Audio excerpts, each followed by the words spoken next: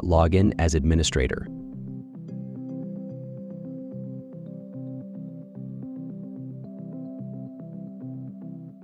Access the Setup menu.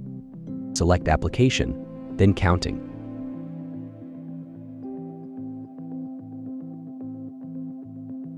Enter the process tolerance value in percentage.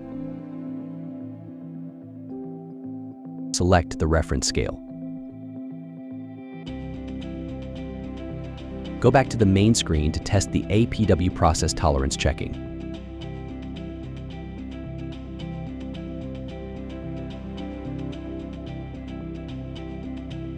Put some pieces onto the platform based on the fixed soft key value, or enter the amount of pieces via the var soft key by holding the touch for 2 seconds.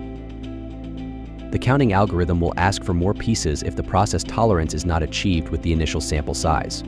Once the new calculated sample size is onto the platform, the counting process tolerance is granted.